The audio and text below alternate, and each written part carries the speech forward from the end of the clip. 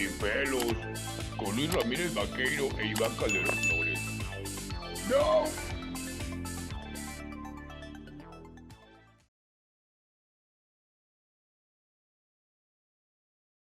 Para quienes ha sido todavía más difícil subsistir ante este embate en el que la vida y las circunstancias económicas nos han puesto, pues sin duda nos han dejado sin herramientas para poder hacer una negociación justa con el banco,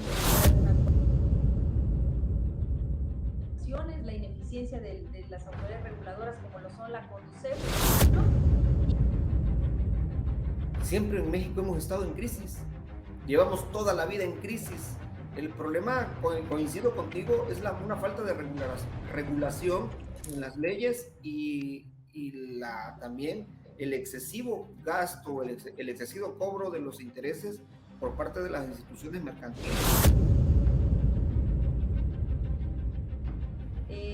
El Banco de México emitió un pronunciamiento, un comunicado en torno a un supuesto apoyo, quisiera decirlo supuesto entre comillas porque es la realidad, a un supuesto apoyo que se iba a brindar a todas aquellas personas que quieran créditos al corriente. No era un apoyo para todos.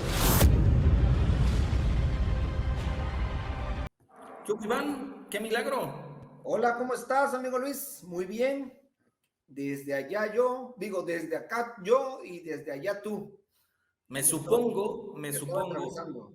para no decir lugares, que en este momento estás tomándote un merecido descanso allá en la casa esa que tienes por Miami. No, ahorita andamos en Cancún, ya en la Riviera Maya. Está bien. Andamos aquí sufriendo un poquito de calor. Hace mucho calor. No sé dónde estés tú si hace calor, pero Yo me vine a los Alpes. Ya ves que tengo una casa acá en Suiza. Bueno, sí, bueno, Pues, uno cuando puede. Y ni modo, hermano. hablando de casas y de propiedades y de patrimonios. Y de cuentas. Y de cuentas y de temas de deudas, porque pues hay ocasiones en las que hay y hay ocasiones en las que no. Es cosa de la vida. A veces que Dios da y Dios quita. Tenemos a una invitada que yo creo que mereces el honor de presentarla. Es una invitadaza que nos puede sacar de muchísimas, pero muchísimas dudas, y más en estos momentos donde, pues, bancos, donde sectores mercantiles están acabando con la gente y con el patrimonio de los ciudadanos. Sí, fíjate que tenemos el gusto pudimos conversar con ella, invitarle, es una invitada de lujo, es la representante en Veracruz, hay que decirlo así, es la representante legal del Barzón de Resistencia Civil, es Teresa Carvajal Vázquez, a quien saludamos. Tere, ¿cómo estás? Hola, ¿qué tal? ¿Qué tal, Luis? ¿Qué tal, Iván? Mucho gusto de saludarlos y con todo el agrado del mundo de poder estar participando aquí con ustedes. Oye, pues la verdad es que desde que hemos platicado, desde el tiempo que tenemos en conocernos, siempre he creído que pues el asunto de defender a los usuarios de la banca de estos monstruos que son no solo las empresas dedicadas a pues, departamentales, sobre todo los bancos, ¿no? Que son instituciones de crédito muy poderosas económicamente y que tienen pues la posibilidad en cuanto al tema del capital para poder contar con pues personal especializado en el tema de abogados jurídico y poder pues verdaderamente dejar en la calle a quienes no pueden subsanar los créditos contraídos. Este tema lleva ya muchos años, desde los 90s, que recuerdo yo que comenzó, y ya estamos en los veintitantos del siglo siguiente y sigue recurrente. ¿Por qué crees que está sucediendo esto? ¿Es una falta de, el mexicano no sabe administrar o es un asunto de orden global? ¿Esto pasa también en otros lados del mundo? Mira, Luis, yo creo que el tema, estás haciendo referencia a la primera crisis, bueno, en ese orden, a la del año 1994, en donde precisamente se da el nacimiento del Barzón a nivel nacional como una forma o una respuesta de la ciudadanía ante estos cobros ilegales, usureros, leoninos, que se dan precisamente por una banca abusiva, ¿no? que ante un momento de crisis, de devaluación, como todos lo vivimos seguramente, pues la sociedad tuvo esta necesidad de organizarse a través de un movimiento social como lo fue el Barzón, el movimiento histórico social del Barzón, para poderse defender. Si habláramos de causas, bueno, pues considero que ha sido y sigue siendo una falta de regulación adecuada de los prestamistas formales, en este caso de la banca, de más instituciones de crédito, una situación económica sin duda no pareja, pues para todos, en donde las personas de menos ingresos son quienes tienen que recurrir más al crédito para poder obtener una vivienda, para poder llegar al fin de la quincena, para completar servicios de salud, para poder mandar a la escuela a sus hijos, ¿no? Y creo que esta ha sido una constante en la vida económica de nuestro país que ha permitido que durante años haya habido crisis económicas reiteradas. Claro, han obedecido a diversos factores. La del 94 yo te podría decir que obedeció al tema de la devaluación. Hubo también cambios importantes en la banca. Las tasas de interés se elevaron de la noche a la mañana. Aparecieron las UDIs como una forma de reestructurar las deudas en los que los bancos buscaron la forma de no perder y endosaron la deuda a los usuarios, ¿no? Haciendo deudas que se triplicaron, que se quintuplicaron y que al final de cuentas pues dejaron en bancarrota a una gran parte de la población. Con el paso del tiempo, bueno, después vino el tema del FOBAPROA, que también es algo muy conocido, y con el paso del tiempo ahora, en el tema concretamente de la pandemia, pues creo que no es secreto para nadie las restricciones, la falta de movilidad que se dio en la ciudadanía, la pérdida de los empleos, pues obviamente con el tiempo también y la inflación que además no cede, los aumentos en productos de la canasta básica, en fin, una serie de factores que aunados a la falta de respuesta del gobierno para poder ir en auxilio de aquellas clases sociales más desprotegidas, para quienes estamos siendo un factor de producción para el país, quienes estamos en este caso sacando la cara por todos para poder producir, tener una actividad económica remunerada, y para quienes ha sido todavía más difícil subsistir ante este embate en el que la vida y las circunstancias económicas nos han puesto, pues sin duda nos han dejado sin herramientas para poder hacer una negociación justa con el banco, llegar a algún acuerdo adecuado. Todos los acuerdos que se hacen actualmente son en beneficio del acreedor. Ahora, respecto a las causas de origen me preguntas, pues tenemos una legislación mercantil obsoleta, el Código de Comercio que rige las relaciones económicas comerciales de ciudadanos y entidades financieras, pues son sin duda del año de Porfirio Díaz, pues el código que actualmente es decimonónico, tenemos. ¿no? Así es, y no ha habido como tal una actualización, hemos ganado espacios importantes a nivel, pues también de jurisprudencias, de criterios de la Corte por cuanto hace a la reducción de tasas de interés ya en materia contenciosa, pero creo que la falta de educación financiera, la falta de controles para los mecanismos, para las instituciones de crédito que otorgan pues, préstamos en condiciones abusivas y en situaciones de mucha necesidad para los usuarios, la falta de un marco adecuado de sanciones, la ineficiencia de las autoridades reguladoras como lo son la Conducef, por ejemplo, y la falta de confección de leyes que tiendan concretamente a atender a este sector social de la población tan desprotegido como lo somos los usuarios de créditos, y que yo creo que en este catálogo estamos pues más de un 80% de la población en México, porque hoy por hoy el crédito va a ser necesario para subsistir, para hacerse una vivienda, para hacerse de un auto, para terminar la quincena y para otros muchos factores en los que pues todos los días estamos inmersos, ¿no? en el crédito. Creo que es Claro. parte de lo que ha provocado esta situación.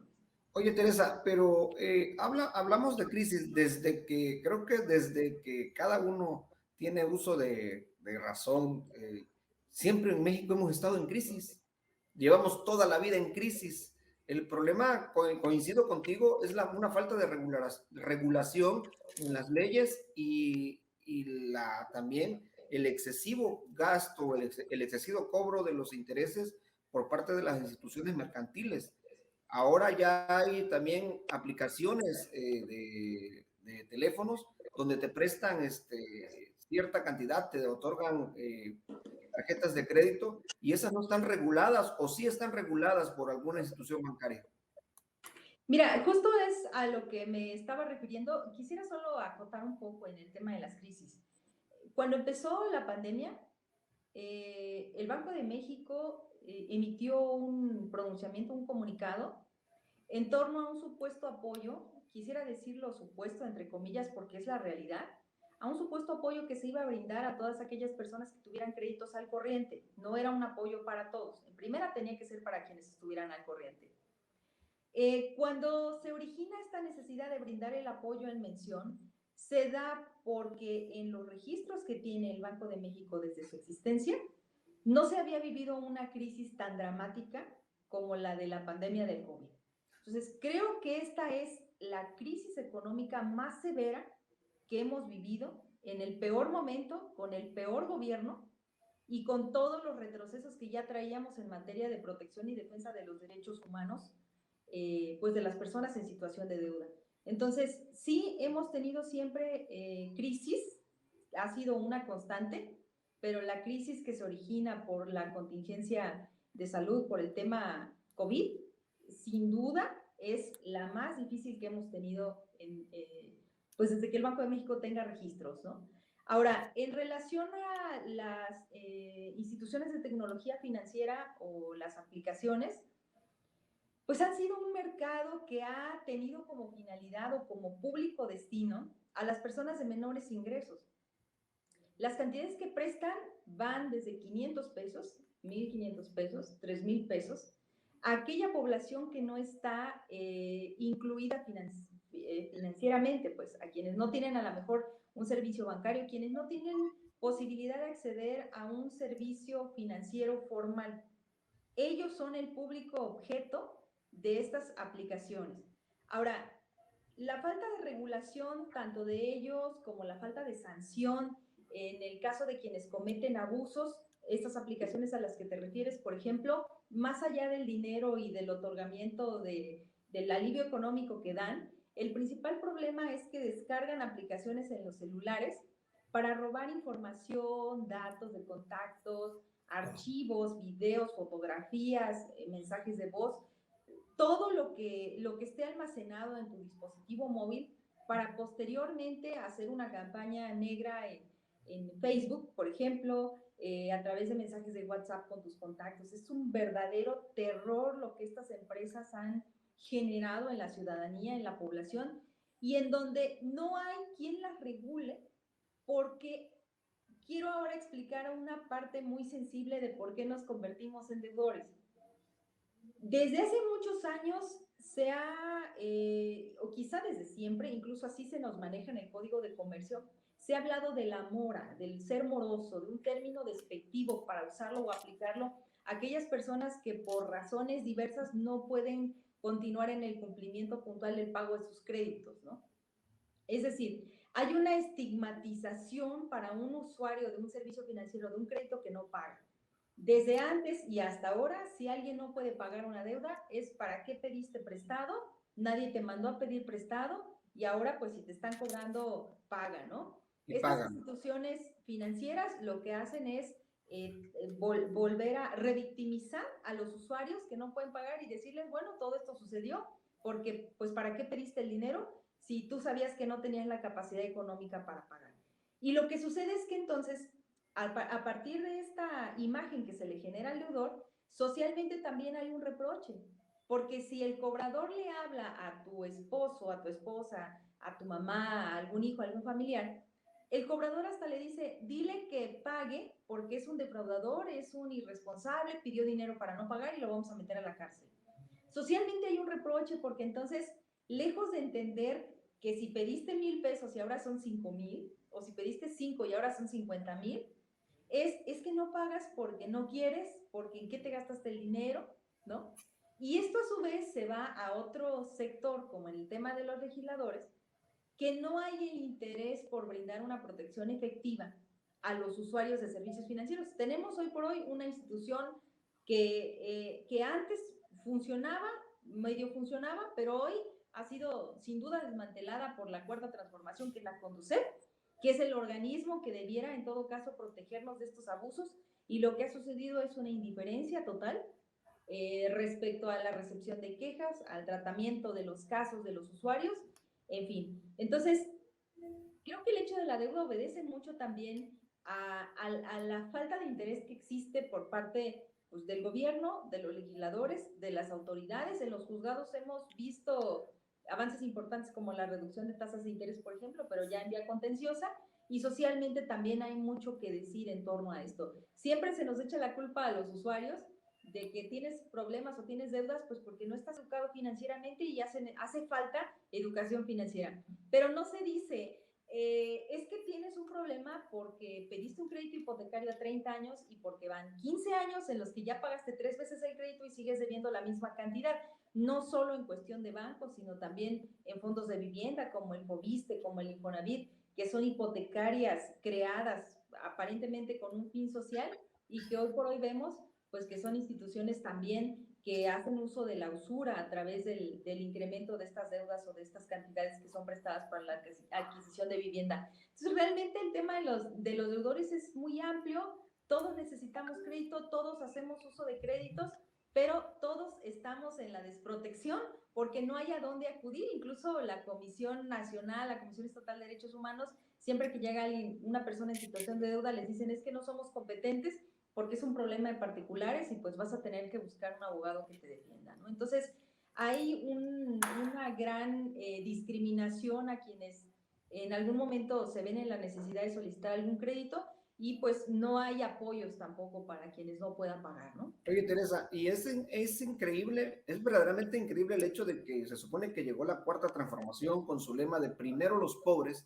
y desmantelaran a la Conducef prácticamente, o no existan tampoco mecanismos para defender a deudores que en su mayoría son gente que también tienen, son de escasos recursos o somos de escasos recursos y que después, ahora va el otro tema porque son instituciones financieras y ahora son los famosos agiotistas con quienes se enfrentan personas de la calle que luego tienen que entregar escrituras de sus casas, escrituras de terrenos o cualquier cosa en garantía para obtener un préstamo de 10,000, 15,000 o 20,000 pesos por una propiedad de 50,000 hasta 100,000 pesos. O sea, también existe en cuestión de particulares algo desproporcionado y no existe quien defienda esto. Así es, dos puntos importantes. Lo primero, respecto al lema de primero los pobres, pues yo creo que la consigna es hacer más pobres. Perjudicar a los pobres. Hacer más pobres. Sí, claro, hacerlos más pobres, hacerlos más dependientes de la dádiva, del programa, hacerlos más vulnerables, ¿no? A todo este bombardeo que hay político por todos lados en torno a ahora mismo lo que estamos viendo con el tema de la revocación de mandato, etcétera, ¿no?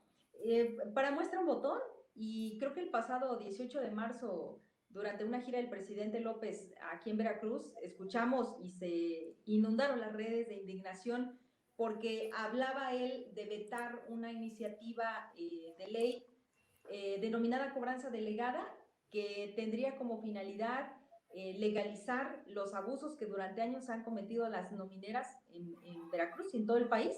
Las tiendas de raya. Las tiendas de raya, así es. Y el día 18 de marzo en Veracruz se popularizó, se viralizó, se inundaron las redes, repito, de este mensaje que el presidente lanzó diciendo que él estaba en desacuerdo.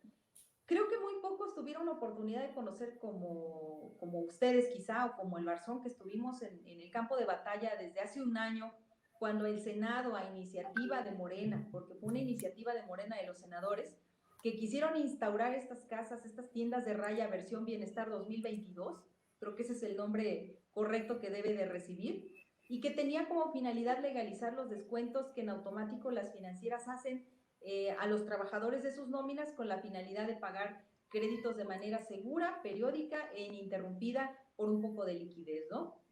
El antecedente de todo esto fue, como ya lo comenté, una iniciativa a propuesta precisamente de Morena, surgida en la Cámara de Senadores, pero con un fin muy específico, ¿no? Los trabajadores del Estado, se hablaba de una capacidad de endeudamiento de hasta el 50%, el 45%, del 40% del salario integral, sin descontar el salario mínimo, cuando hay jurisprudencia que habla de que a un trabajador no se le puede descontar más allá del 30% del total de su salario siempre y cuando se deje a salvo el salario mínimo, ¿no? Hay jurisprudencia acerca del mínimo vital, el salario mínimo es intocable por disposición de la misma Constitución, y ahora Morena pues quería hacer una ley inconstitucional que estaba vulnerando de plano al trabajador, porque hablaba que para quienes ganaran menos de un salario mínimo se les tenía que dejar 1,019 pesos para vivir un mes, y que a quienes ganaran más de 3 veces o 3 veces el salario mínimo se les iban a dejar 3,000 y fracción de pesos, 3,500, 3,600 pesos, ya con la conversión de UDIs, para poder sostener una familia. Entonces, esta iniciativa, ¿a quién iba dirigida? A los pobres, a tenerlos esclavos y cautivos de una sangría verdadera como la que hemos vivido en Veracruz y en todo el país, respecto de estos créditos que han traído enfermedades, han traído pérdida de la salud familiar, personal, de la estabilidad emocional incluso, en donde ahora ya no se requiere ni siquiera la presencia física del jubilado, del profesor, del médico, sino que este trabajador del Estado, a través de un servicio de mensajería del WhatsApp, puede hacer la aceptación de estos créditos y una serie de abusos que se han dado. Esto era lo que se pretendía legalizar por Morena. Eso fue lo que el 17 de marzo aprobó Morena en la Cámara de Diputados. La oposición, a través del Partido Revolucionario Institucional, Acción Nacional, el PRD y Movimiento Ciudadano, lograron un poco inclinar la balanza, quedaron por una diferencia final de 11 votos, y seguramente eso fue lo que dio lugar, aunado a la presión social que hemos ejercido organizaciones como el Barzón, para que el presidente al día siguiente hiciera este pronunciamiento, que derivó en el que el tema pues prácticamente está congelado en el Senado. Entonces, así como esto, ¿perdón? No, que está vetado, y agregaría ya agregaría que yo creo que formó parte de un show del propio Andrés Manuel López Obrador para él alzarse una vez más el cuello y decir, a ver, yo soy el que está defendiendo la postura de los pobres.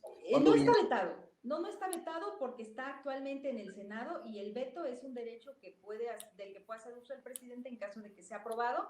Sin embargo, no es una iniciativa que esté descartada, pero al final de cuentas, lo que aquí interesa es que aún y que se hiciera uso del derecho de veto del presidente, volvemos los usuarios de servicios financieros al punto de partida. Tenemos en Veracruz más de 15,000 usuarios de créditos que en este momento están viviendo esos descuentos quincenales o mensuales en el caso de pensionados. Es decir, es un problema no resuelto. Necesitamos una ley que regule y que acabe con esos abusos. Entonces, si él sale a decir que lo va a vetar, eso no va a resolver el problema. Y eso es importante que la ciudadanía lo sepa y que se organice, que se exija a los legisladores que ahora tengamos una ley robusta que efectivamente dé protección y dé tutela a estas personas que están viviendo estos abusos desde hace ya varios años y que no encuentran respuesta en ninguna instancia, en ninguna institución, y que muchas veces por razones de salud, de recursos, de movilidad, no pueden acudir a un tribunal a demandar, etcétera, etcétera. Entonces, a ver, Tere, te preguntaría también, has tocado temas a lo largo de la exposición, de las preguntas, muy interesantes que me han suscitado cuestionamientos como el siguiente. Tenemos, evidentemente, en pleno siglo XXI, una legislación, un uso del Código de Comercio escrito en el siglo XIX. Así es. No fue el Código de Comercio, para quienes no lo saben, no fue terminado. El Código de Comercio es una parte y no se hizo el reglamento. No hay reglamento del Código de Comercio. Por lo tanto, ahí han pasado infinidad de legislaturas y seguimos sin contar con la parte que adecue ese código a una realidad. Y la pregunta va en este sentido. La Conducef, que pudiese ser un brazo, un instrumento, no sé si del Código de Comercio, pero sí para menguar, para buscar un consenso, un acuerdo con los entre deudores de la banca y también las instituciones de crédito, no debiese ser reforzado. En este momento somos víctimas, digamos, de los acreedores del banco, y la Conducef no hace absolutamente nada, independientemente de que el delegado, ya sabemos que es un papanatas, ¿verdad? Pero la pregunta aquí, ¿qué podríamos exigir los usuarios de la banca para tener respuesta? Porque hoy el robo de identidad se está incrementando abismalmente, lo decía Iván, te ofrecen tarjetas, te mandan una liga y la gente cae, no dimensiona que te están robando tu posibilidad a hacerte de limpiar tu imagen o tu nombre. Estás esa es la otra, estás en el buró de crédito, algo que también legalmente es anticonstitucional, violenta los derechos de los ciudadanos. ¿Quién me va a mí a decir que yo no puedo ser sujeto de crédito y me va a anotar en una lista? Y es el único país del mundo en donde existe esa porquería. Bien, quisiera, si me lo permites, hablar en primer orden de la Conducef. Como dices, son muchos temas, son muy importantes, todos tienen mucho por hablar, mucho por decir, pero en el caso concreto de la Conducef, el delegado, que es quien está en Veracruz, y siempre se lo voy a reconocer a la delegación, hacen lo que pueden con lo que tienen y hasta donde dan sus posibilidades, porque la Conducef es una institución más que ha sido víctima del desmantelamiento en aras de la austeridad para disminuir o para mermar las funciones de una institución que nació para defender a los usuarios de servicios financieros, nació como una respuesta del gobierno a la par que nació el Barzón, con la finalidad pues de acallar los reclamos que existían, pero que durante algún tiempo sí estuvo funcionando por lo menos medianamente, ¿no? Entonces, el tema no es de la delegación. Veracruz hace un esfuerzo importante con lo que tiene. Me parece que hay 6 elementos ahí que atienden a todo el estado, ¿sí? Entonces, creo que ellos hacen lo que pueden con lo que tienen. El problema en este momento es el señor Óscar Rosado Jiménez, que es el presidente de la Conducef, que es un personaje cuyo único mérito es ser paisano del actual presidente de la República, pero es una persona que no tiene, desafortunadamente, para agravio de nosotros, ni la preparación, ni el conocimiento, ni siquiera la idea de lo que significa la defensa y mucho menos de usuarios de servicios financieros. Yo les invito a que visiten sus redes sociales, a que revisen sus entrevistas para que conozcan cuáles son los contenidos que él maneja. Claro, sabe mucho de cine, sabe mucho de arte, visita lugares y pueblos mágicos, pero no es la función de la Conducef. En el 2014 tuvimos la reforma financiera, que fue una reforma que tuvo luces y sombras en relación a la modificación, al dar facultades a las instituciones, entre ellas a la Conducef como un órgano regulador.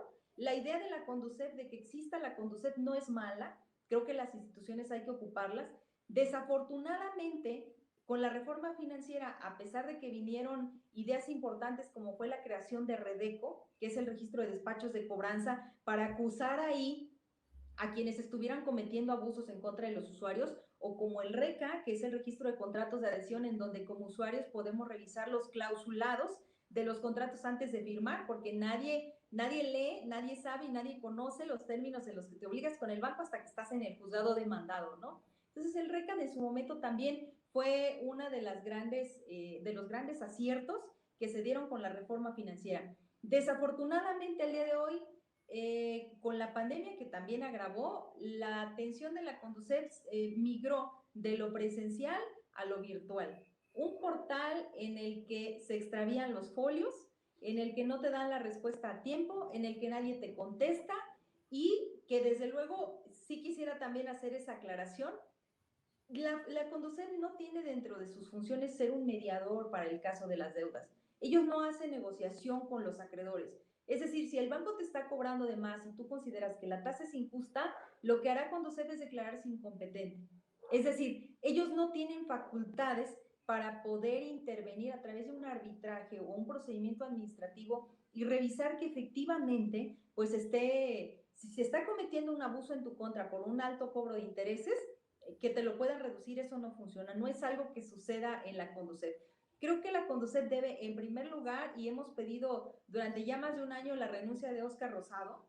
Él tiene que renunciar porque le está haciendo mucho daño a esa institución y sobre todo a los usuarios, ¿sí? Porque no está entendiendo de lo que se trata ese organismo, y muchos avances que se tuvieron posteriores al 2014 por la reforma financiera, pues hoy han quedado sin materia. El registro de despachos de cobranza, por ejemplo, ya lo citaba yo, y últimamente un informe que presentaron en donde han resuelto 9 casos por año en todo lo que fue el periodo pasado, concretamente en Veracruz. Entonces habría que pensar si el presupuesto que esta institución tiene se justifica para los resultados que está dando, ¿no? Y eso creo que obedece en gran medida a la dirección que actualmente tiene, y ni se diga algunos funcionarios que también están dentro del organismo. Algunos estuvieron laborando en el ayuntamiento de Jalapa, bueno, uno en concreto, hoy es el vicepresidente de las unidades de atención a usuarios, y pues obviamente tampoco no es una persona que tenga pues la preparación en el tema, y bueno, creo que es parte de lo que ha estado mal con la Conducef.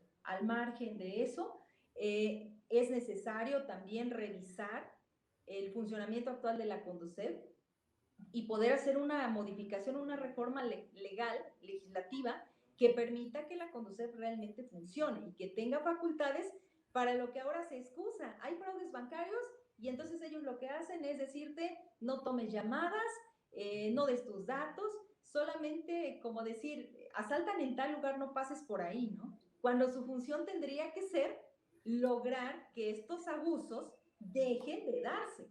¿Y estos por qué se siguen dando? Porque no hay una sanción. Los abusivos prosperan en su objetivo porque no hay nadie que los frene, y ese es parte del problema. Entonces, si tenemos una institución como la Conducef que está siendo parte del problema, tenemos que repensarlo, ¿no? Pero creo que esto ha implicado un trabajo muy grande para el Barzón, de poder concientizar, de poder platicar este tema ahora con ustedes y con su público, por ejemplo, para sensibilizar a la sociedad y para hacerle ver qué hay detrás de cámaras de todos los problemas que detonan en los juzgados, como remates, como embargos, como desalojos, como juicios en incremento. Tenemos una ola, un gran incremento de juicios y demandas precisamente por la causa del impago que se ha dado durante la pandemia, ¿no? Entonces, creo que son temas en los que cuando hablamos de economía, pensamos que vamos a hablar pues de la economía mundial o de la economía del país, de la macroeconomía,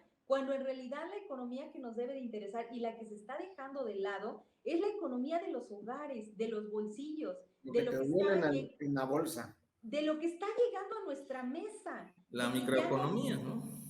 sí, de que ya no podemos, ya el dinero no tiene el mismo poder adquisitivo para poder cubrir nuestras necesidades básicas. Entonces hay que repensar a las instituciones, hay que meter en cintura a las instituciones de crédito que cobran tasas de intereses increíbles para quien solicita un crédito, y que bueno, las tasas que le dan al ahorrador, pues sin duda no son en nada comparadas con lo que se le da a alguien que solicita un crédito, por No, ejemplo, ¿no? con lo de la pandemia, no sé, bueno, lo comentaste tú, los bancos a los que tenían un crédito automotriz, por ejemplo, o de tarjeta de crédito, iban y te daban un apoyo de 4 meses para que tú no pagaras durante esos 4 meses, ya sea tu crédito de tu carro o el crédito del pago de tarjeta de crédito.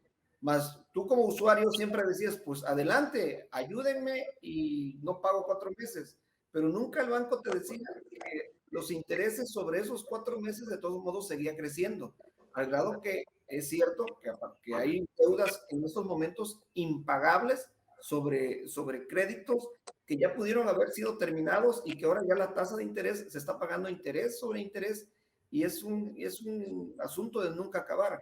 ¿Ahí en qué ayuda el Barzón? ¿Ahí en qué puede ayudar al usuario? ¿En qué nos pudiera ayudar? Mira, en primer lugar, cuando se dieron estos apoyos, lanzamos una jornada que hasta la fecha está en vigencia, que es la Jornada Estatal para la Defensa del Patrimonio Familiar.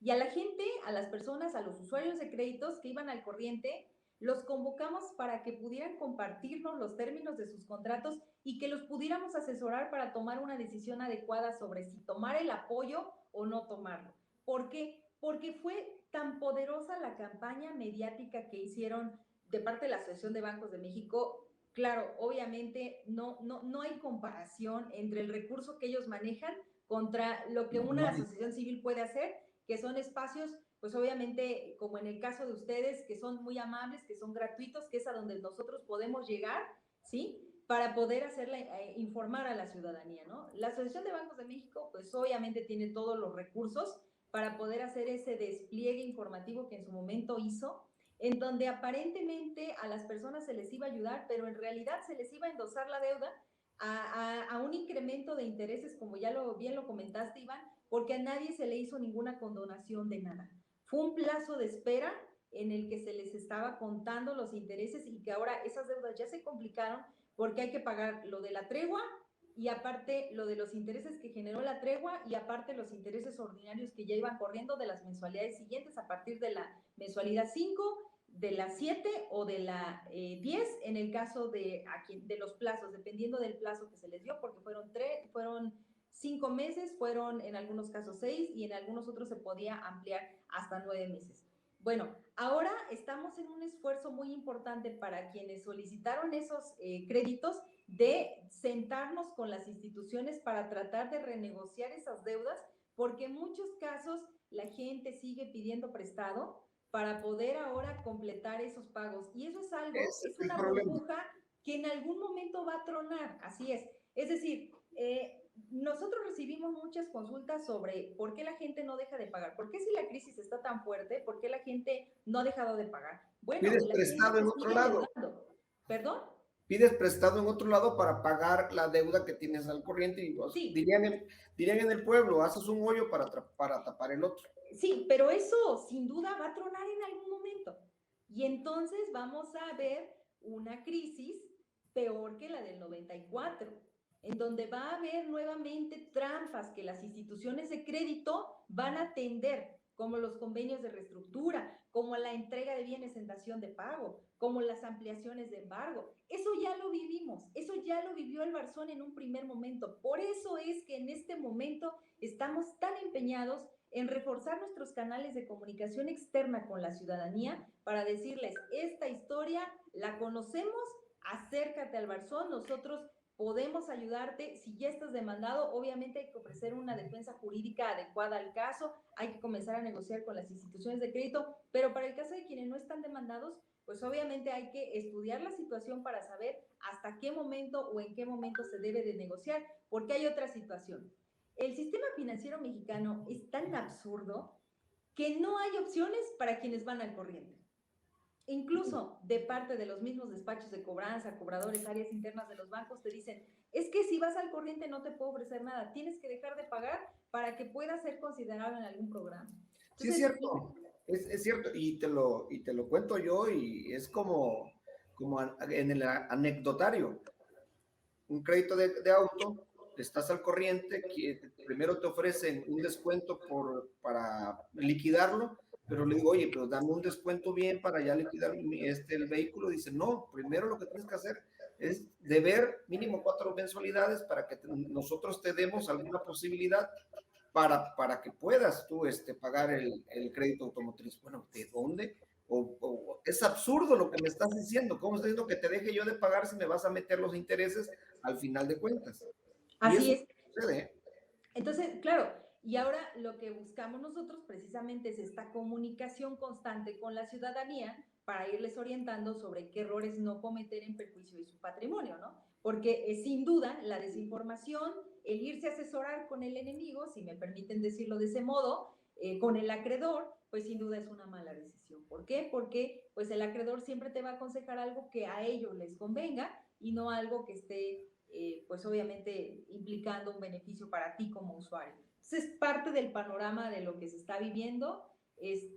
Creo que todavía no se ha visto tan reflejado, tan público la problemática de cartera vencida de moratoria que hay, pero creo que tampoco estamos lejos. Ahí tenemos ya los reportes en temas de inflación que siguen sin ceder y la pérdida del valor adquisitivo que sin duda van a impactar pues en el cumplimiento puntual de las deudas. Toda esta situación económica nacional que hay, sin duda va a terminar en el cumplimiento de los créditos que todos hoy por hoy estamos usando o que usamos durante la pandemia por una simple y sencilla razón que fue que nos estaba prohibido trabajar, ¿no? ¿Qué es lo que más es recurrente y qué es lo que más debe ser preocupante para los usuarios de la banca, Tere? Los créditos, entiendo que, por ejemplo, hay quien adeuda tarjeta de crédito y no es lo mismo tarjeta de crédito que una hipoteca, por ejemplo, ¿no? El crédito sobre una vivienda, sobre un bien, o el crédito sobre un bien mueble, como lo es en el caso de la compra-venta de un vehículo a través de un financiamiento. ¿Qué es lo que más está propenso a perder la ciudadanía en estos momentos o a ser afectada? Aquellos que deben tarjeta de crédito tienen el riesgo de ser enjuiciados y perder algo. Los que tienen propiedades, eso es donde está el riesgo mayor. tú que sabes de este tema, orientan un poco al auditorio. Mira, yo creo que habría que distinguir sobre que el riesgo del impago es directamente proporcional al producto contratado. Una tarjeta de crédito es un mecanismo de financiamiento que no tiene garantía, ¿sí? ¿Cuál es la garantía de los bancos? Pues la garantía de los bancos es que pagues una alta tasa de interés para que si por algún momento por alguna razón dejas de pagar, pues prácticamente la deuda ya está pagada. Por eso es que al momento de cederla comienzan estos despachos de cobranza a ofrecerte de una deuda de 200,000 pesos hasta 20,000 pesos, por ejemplo. Pero fue una tarjeta de crédito que estuviste pagando durante 15 años en la que por 10,000 pesos, por cada 10,000 pesos pagabas 100,000. Entonces, estos créditos, como la tarjeta de crédito, son créditos sin garantía que tienen un margen muy mínimo de poder ser demandados y por lo que optan es por una negociación de los adeudos. Por eso, desde hace algunos años a la fecha, se ha llegado a creer que pues si debes una tarjeta de crédito no va a pasar nada porque no te van a demandar y lo único que tienes que hacer es esperar a que llegue el momento en el que te ofrezcan una cantidad mínima para que puedas liquidar. Pero ojo, el año pasado se hizo una modificación al artículo 27 de la Ley del Impuesto sobre la Renta que vino dentro de la nueva miscelánea fiscal y habla de las deudas incobrables. Esto es un cambio en la mentalidad que existía para llevar a quebranto fiscal o a quebranto comercial una deuda que fuera no pagada por un usuario. Esta modificación legal tiene como finalidad de que ya no se iba a hacer una condonación fiscal a los acreedores, empresas mercantiles o financieras que tuvieran estos pasivos sobre créditos, sino que ahora tenían que demandar y tenían que acreditar fehacientemente que el deudor no tenía bienes para pagar y era insolvente para que entonces pudiera considerarse alguna situación por ende fiscal. Este ha sido el motivo por el que hemos visto nuevas modalidades en la forma de recuperación créditos. Por ejemplo, los créditos PYME. Este año, por lo menos hace 30 días, comenzaron a llegar personas, comerciantes, empresarios, que han solicitado créditos PYME, que por algún motivo dejaron de pagar. Esos créditos antes no eran tan demandados y ahora son demandados en la Ciudad de México, que son lugares para quienes viven en provincia alejados para poder tener una representación legal, incluso hacer el traslado a defenderse, pero comienzan con un embargo de cuentas bancarias, retención de fondos o incluso con embargo de propiedades. Hemos visto casos de comerciantes, un caso lo tuvimos detectado en Veracruz, otro aquí en Jalapa y otro de un pensionado que el banco le retuvo su pensión, las pensiones son inembargables, pero por algún motivo el banco logró una orden judicial de un juez en la Ciudad de México, ordenaron la retención de fondos de la cuenta con una medida precautoria, que esto fue una medida que se le hizo al Código de Comercio en el año 2014. El pensionado acudió al banco, firmó un pagaré por 2 o 3 veces o más el monto de la deuda y gracias a eso pudo haber liberado su nómina, cuando que si él se hubiera defendido, hubiera logrado la liberación de esa cuenta porque la nómina de un pensionado es inembargable, pero pues le dio miedo y fue al banco, se fue prácticamente a entregar, fue a resolver el problema de esa manera. Entonces, vemos en el Barzón, porque somos un sensor social de la población, de todos los casos y supuestos que hay en materia de deudas, por eso es que aparentemente, o por eso es que la ciudadanía confía en nosotros, le cree al Barzón, porque tenemos pues todas las respuestas para todos los casos, porque todos los días vivimos la problemática que existe en los hogares veracruzanos, porque bueno, nuestro campo de acción es Veracruz, sobre las nuevas modalidades en las que los acreedores están procediendo, sobre nuevos abusos, sobre nuevos atropellos que hay. Uno de ellos, por ejemplo, y es importante comentarlo, anteriormente teníamos en el Poder Judicial Federal una oficina en Jalapa de Defensoría Pública para todas aquellas personas que fueran demandadas y no tuvieran recursos para pagar. Pues nos acabamos de enterar hace escasas 3 semanas que esa unidad de Defensoría Pública que antes estaba en Jalapa ya desapareció por austeridad y ahora solamente hay en Veracruz. Entonces, imagínense ustedes tener que ir hasta allá a buscar una representación, a buscar una defensoría. Entonces, realmente al deudor o a las personas en situación de deuda, se les ha ahorcado de una manera en la que ya no se les están dejando muchas opciones como para poder resolver. Ahora, en el tema de las hipotecas, pues siempre ha habido juicios hipotecarios, las personas van o deben responder con el bien inmueble hipotecado, que muchas veces es su casa, ¿sí? Normalmente quienes tienen un crédito hipotecario es para comprar una sola casa, que es en donde viven. Es su casa habitación, es su vivienda. No es un segundo bien, no es un tercer bien que se tenga. Entonces, también es muy probable que en breve vaya a haber una crisis nuevamente de vivienda, derivado a su vez de la situación de impago en la que hay. Entonces, ese es, pues prácticamente, Luis, el panorama que tenemos. Increíble lo que está sucediendo, de verdad, Teresa. Bueno, ahora sí que recapitulando y para que nos vuelvas otra vez a asesorar, ¿qué le dirías tú al deudor que se acerquen al Barzón? ¿Cómo, de qué manera se contactan contigo? Tu línea de acción dices que es Veracruz. Te van a ver en todo Veracruz en este podcast, en este programa, en este videoprograma. Pero ¿cómo se comunican con ustedes? ¿De qué manera se contactan? Sí, bueno, tenemos la página de internet que es el www.elbarzonrc.org. Tenemos la línea telefónica del Barzón, que es el 2281-668005.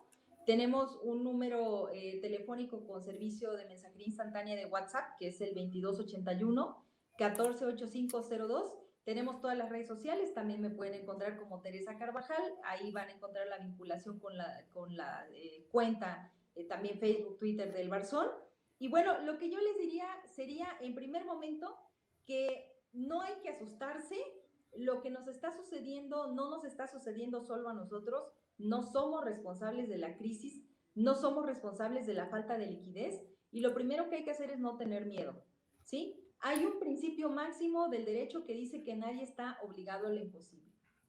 Creo que si partimos de esa premisa de que no podemos pagar, no es que no queramos pagar, es que no podemos pagar, creo que ese va a ser un gran fundamento para cualquier defensa jurídica que en adelante llegue a darse sobre el tema de la cartera vencida, que apenas va empezando, Iván. Pues, oye, Tere, agradeciendo tu tiempo, agradeciéndote la oportunidad de platicar sobre este tema, creo que quedaríamos emplazados, Iván, para poder en otro momento volver a conversar con ella, Claro que sí. porque el tema del robo de identidad es un asunto Ese que quedó me gustaría que lo un poco en abordáramos. el aire. El Por el robo de tema de las identidad está aplicaciones. gruesísimo, de verdad. Y ¿sabes dónde te están robando la identidad? En este tipo de trámites de que te otorgan tarjetas de crédito en el súper o en cualquier otro lado donde dicen, es que es una tarjeta de descuento a la que le va usted a abonar no sé qué, y de repente, pues resulta que la empresa a la que supuestamente te está otorgando el crédito ya te clavó ahí una cuenta de 10,000 o 12,000 pesos, por decirte algo, y cuando investigas, es otra persona la que te robó o la que hizo el trámite. Y no nada más en las tiendas de parte, te digo yo, porque ves TikTok o ves cualquier aplicación y ya te aparecen anuncios de tarjetas de crédito de ciertas NU o no sé qué tipo, qué nombres tienen, donde te dan préstamos, micropréstamos, te prestan de 5, 3,000, 4,000, 5,000 pesos. Y ahí mismo tú puedes caer en el enganche de tomar la foto con tu mismo celular de tu INE, de ida y vuelta, y tomarte una selfie, y no sé qué otro tipo también de datos te pidan, datos personales también, cuando te están robando tu identidad. Entonces yo creo que este tipo de aplicaciones son de alerta, como que la dejaríamos para otra plática aquí con Teresa Carvajal, para también que la gente vaya poniéndose alertas en ese tipo de cosas, porque están demasiado bombardeadas en redes sociales, en publicidad en redes, en Instagram, en Facebook, en Twitter, en TikTok, donde quiera te están ofreciendo en estos momentos crédito de hasta 5,000 pesos. Así es, eso, y aparte del robo de identidad, también te roban el anticipo, porque estas empresas, en la mayoría de los casos, piden anticipos para dar créditos, ¿no? Y la regla de oro es que todo aquel que pida un anticipo es un fraude. Entonces, con mucho gusto, el día que ustedes tengan el espacio y me convoquen, aquí vamos a estar. Pues Tere, muchísimas gracias, por supuesto, por el tiempo, por darnos luz, porque la verdad es que como todo ciudadano, todo usuario que desconoce un poco del tema del código de comercio, del código mercantil, de las operaciones de crédito, pues empiezas a trabajar, te haces de un ingreso, lo primero que te ofrecen lo adquieres y ahí vas haciéndote, no revisamos las letras chiquitas nunca del contrato, y ahí es donde viene luego, pues como dicen, la espada de Damocles, ¿no? O las leemos y no las entendemos, que es para lo mismo, ¿no? Exactamente, que resulta lo mismo. Muchas gracias, Teresa, de verdad, muchísimas gracias. Quedamos emplazados para una segunda plática sobre este tema. Yo creo que les va a interesar mucho al auditorio. Invitar también a nuestros seguidores que nos den like, que nos sigan, que también sigan a Teresa, sigan a Levarzón, sigan en nuestras cuentas, en nuestras redes sociales y estar muy atentos y no confiarnos con este tema de la deuda. Así es. Gracias, Tere. Hasta la próxima. Pues ahí tienes, mi querido Iván. Caray. ¿No? Hay que cuidar el nombre y el crédito. Ya me dio, hay que cuidar el buen nombre y ya dio miedo. Sí, ahorita no, voy hay a muchos desactivar casos. todas mis aplicaciones. ¡Ah! Hermano, te mando un abrazo. Un abrazo y estamos pendientes para el siguiente episodio, amigo. Sí, porque aquí se habla sin pelos en la lengua. Gracias, Stan. En frente también.